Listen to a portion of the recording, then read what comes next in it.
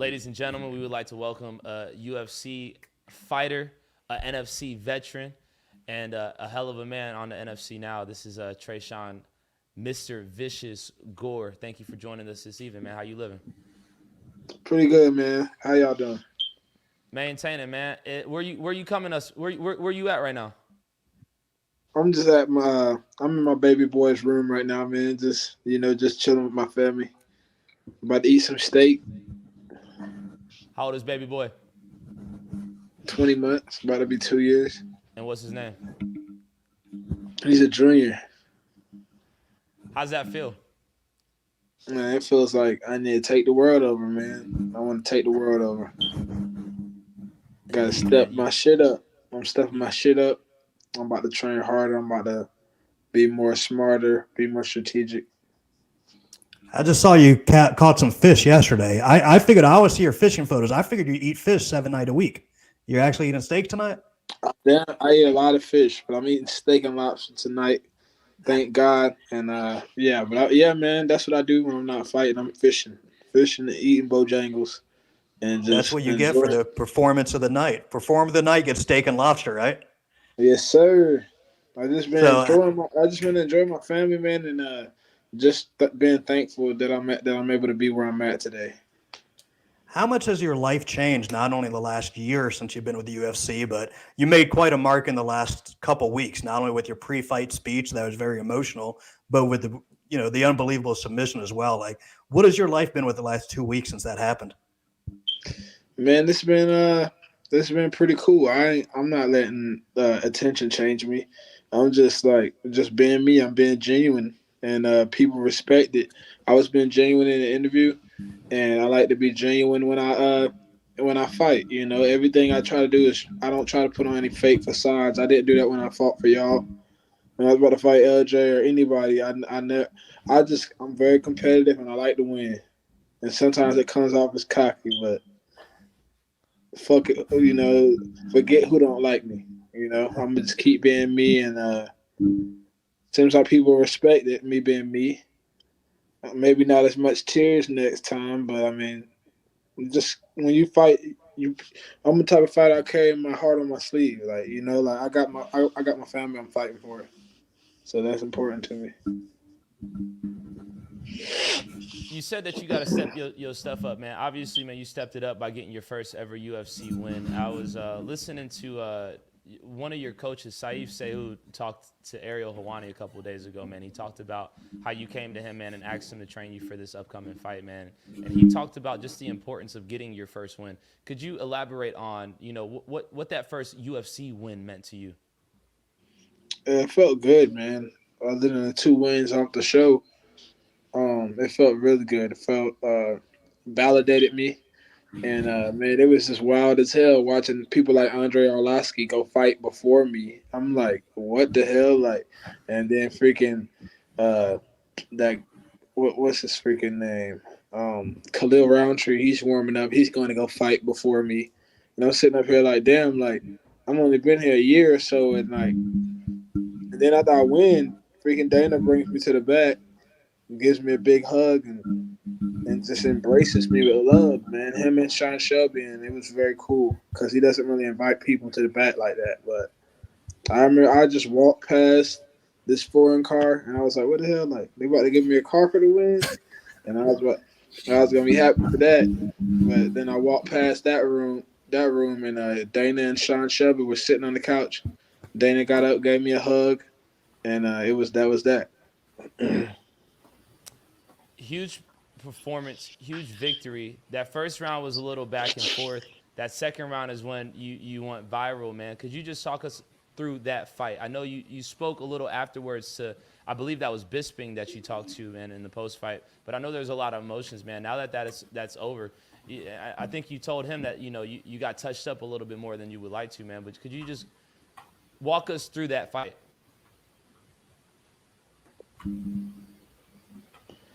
Man, it was. Can y'all hear me? Cause it's breaking up really Yeah. bad. Like I can even see that. I can see you now. All right, that's clear now. But man, the first round, I was just trying to feel things out and let him know, let him feel my presence with my jab. and also just stay busy, stay moving, and not be right in front of people like I like to be. I like to be right in front of people sometimes.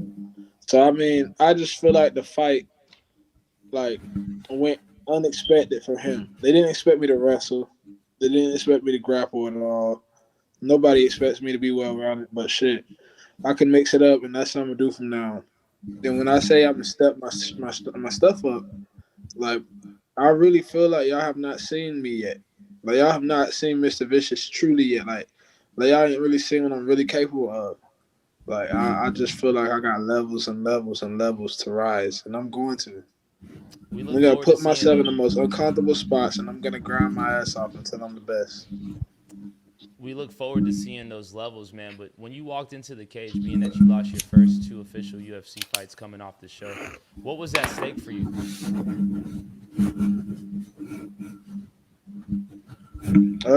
It was pretty cool, man. It's kind of over one. Like it's weird because you got people there staring at you and fans there cheering and stuff, and like it's cool, but it's weird at the same time because you know that camera that's in your face has millions of eyes watching it. So it's like you don't want to like slip and fart or anything because like it's gonna go viral. You know what I mean? Like everything, everything you like. It's just crazy. But I'm blessed. I'm grateful, man. I'm thankful for my brother Diego. I'm thankful for Coach Saif Saeed for allowing me to come train with them. And actually, I was invited by my boy Kennedy Naja boy. He's about to fight too. He's about to fight in like 2 weeks. Ryan Span, shout out to Superman Span. Big bro went in there and got it done. I respect me and him have had many great talks, and we've got to train. Me and Jeff Neal have been training. So I mean, I'm just man. I feel like I'm just scratching the surface. I'm just scratching the surface. That was a question I had, Tresean, is you've been at ATT Lima, which is the gym of the year in Georgia last year and highly regarded this year. I did read you went out to another gym to train. Why did you leave Atlanta to train, and what did you get out of it, and where did you train? Well, like Douglas and I mean Diego just retired. So I mean, like he was focused on his career and trying to run a gym. Like running a gym is hard as hell, and he's been trying his best. And also Douglas has been focused on his career. So Douglas had just fought and was out. He was out of town, like in Brazil or somewhere. So I didn't really have anybody to move with like that, and I didn't have anybody to like focus on me and like help break down my opponent and stuff. And that's really like even my fight with Cody Brundage, like Diego wasn't able to be there because he's a preacher too. Like he preaches, and he was like he had to go to a really important sermon. I understand because I'm a brother in Christ too. When Douglas had a fight 2 weeks after me, so he was focused on himself. I understand, but I had to go like somewhere where like they could like purely focus on me, and I feel like it got me better. But my gym is still top notch. My gym is still the best in the world. I do believe. I just feel like it's nothing wrong with having two gym homes, and that's just my second gym home. That's it. Saif said that you wrote him a letter and that you reached out and talked to him. Could you just explain what you asked him? Like what was said to Saif? I just respectfully asked him if I could come by and train. Like it wasn't nothing like intense. Like I just asked him, man. I said, sir, like I really respect you, like, and I would love to come train at your gym, learn and pick your brain. And he was accepting of it. He was cool of it. Kennedy originally invited me there, because he saw that I needed like more people with me for my fight with the guy I lost to. He saw I needed more people with me, so he reached out to me, and then had me reach out to Coach Safe, and that was it. How have you been able to balance, your career, But yeah, and now man. that you're a new father and now going to different gyms, man? Like outside of the cage, what does that balance look like for you?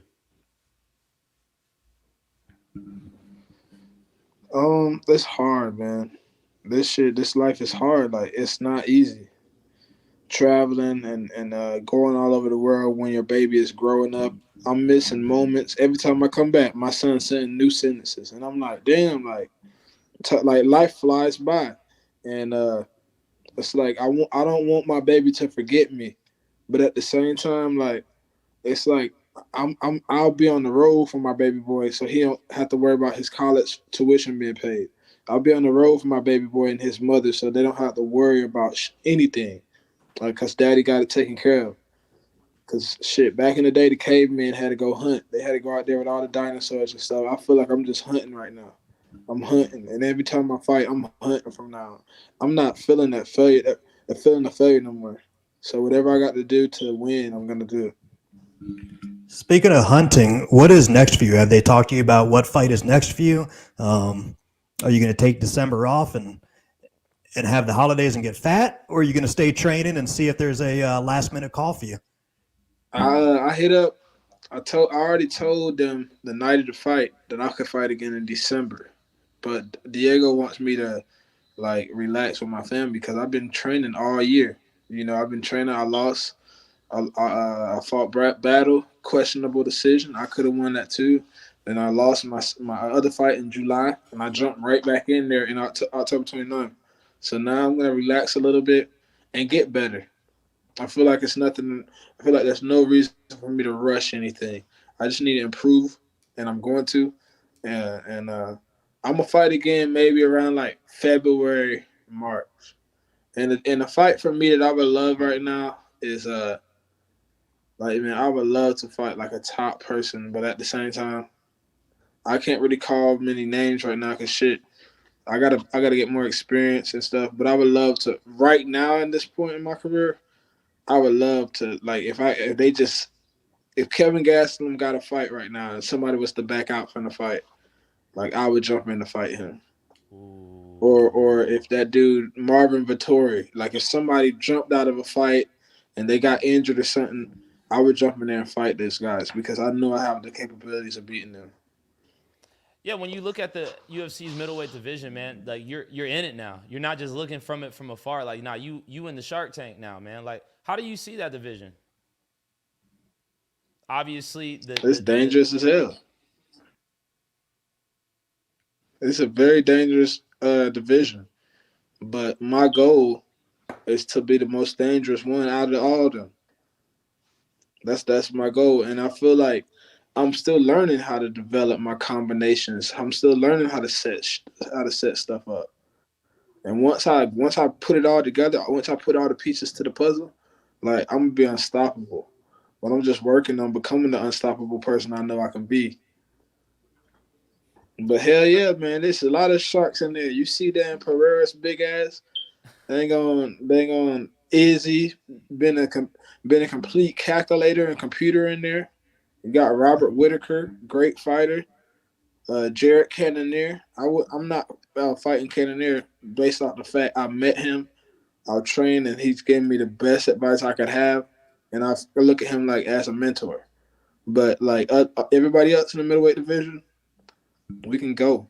We can go. And even Paulo Costa, like, I feel like you give me a 3-4 month camp and you let me really have people focus on me with mitts, and I feel like I would beat him, man. I feel like I would beat these top guys. I just gotta let me shut up, man.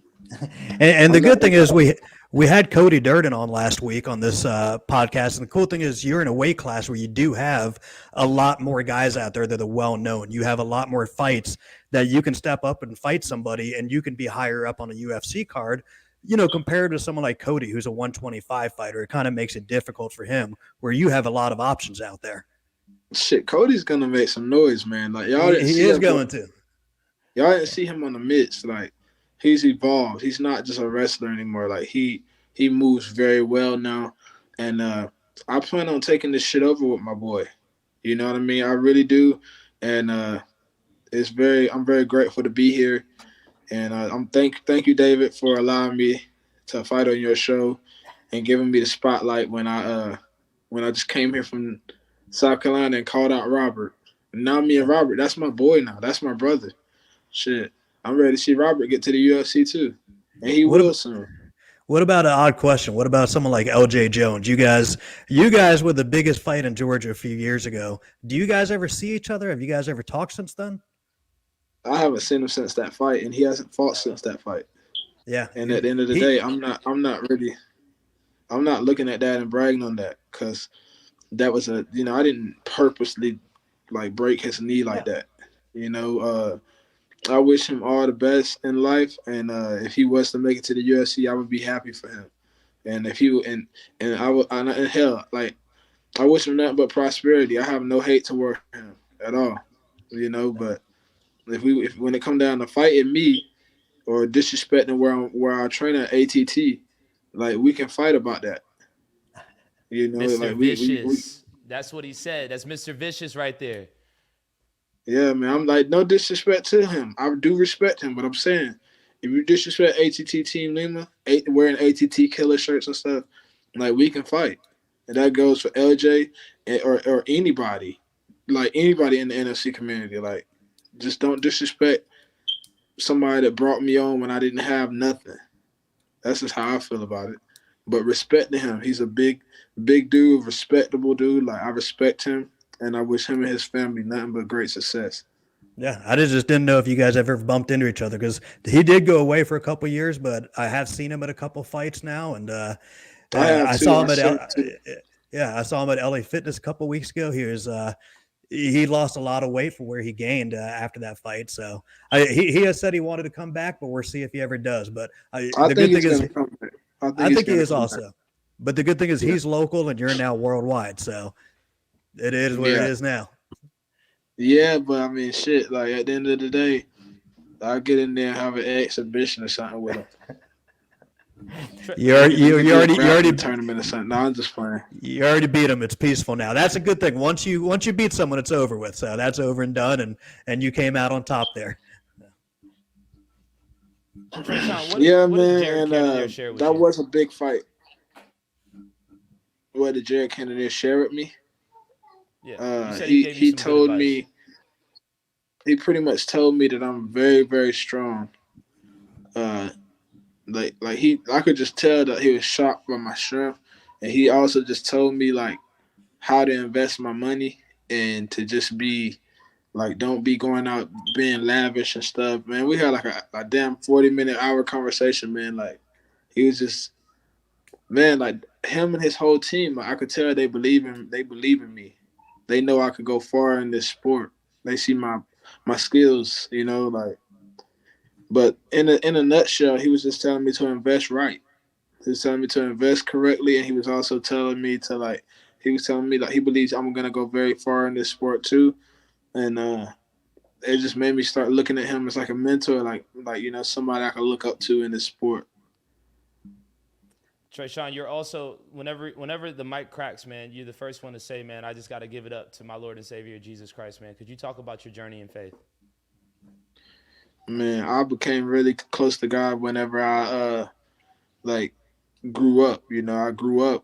Y'all know my story. Like my mother did what she did, which she didn't do anything bad. She just struggled with a crack addiction. It doesn't make her not an incredible person. My father also, I was born June 21st on my father's birthday, and I've never received a birthday present. I've never received anything from him. And I guess when you don't have two parents to just call when you're hurt, I would go in my room and pray and cry to God. And I feel like he's who raised me. He put people in my life that changed the way I thought and viewed things. He put my wife, my son in my life. He allowed me to meet Diego and Douglas. He allowed me to get better in this sport, the most dangerous sport in the world, when I've been praying since I was a kid to be the best in the world. So I believe that it's going to be him that blesses me to rise up in this division full of sharks and be the best one day. So I believe he's the one that raised me. That's just it. That's why I'm close to him. That's real. Again, ladies and gentlemen, we're being joined here by Tresean, Mr. Vicious Gore, here on NFC Now. You told us about what you would possibly want moving forward, man. But before we allow you to part ways, man, final thoughts, man. Something on your mind, your body, your spirit, your soul that you want to leave the NFC community with today. Man, whoever's watching, I don't know if it's many or few, but I'll just say, like, whoever's watching, just no matter where you're at in life, just keep moving forward and keep a smile on your face, even when you feel like frowning, even when everything around you is falling apart. Be that beacon of light, and be that beacon of hope, and be the change, be the difference. You know, don't let addictions, suicidal thoughts, or feelings of inadequacy stop you from being anybody. Don't feel like you're too old. Don't feel like you're too young. Go get it. Believe in your dreams and trust in God. That's the only thing I can say, man. And I just want to thank Tribe Mechanical. I want to thank Barber Orthopedics. I want to thank freaking Bully X Kennels. I want to thank Eat Clean, bro. I want to thank Jason Ferguson Law Firm. I want to thank the NFC community, like, for bringing me on, and I want to thank David Oblas for being the man he is. I want to thank Julien Virgin for being the man he is. Thank y'all for having me on here today. Tresean, we wish you, beautiful baby boy, your wife, and just everything that you stand for, man. As you go out there, you know, when you walk out and you said that camera's looking at you, just know that the entire NFC community is rooting for you, man. Win, lose, or draw, you got the whole city. Win. Thank you. I love y'all, man. And like I said, man, I promise you right now, I'm about to level up, man. That's all I'm gonna leave y'all. I'm gonna level up. Don't be shocked. But y'all be blessed. Much respect. Appreciate it, man. All right, appreciate y'all.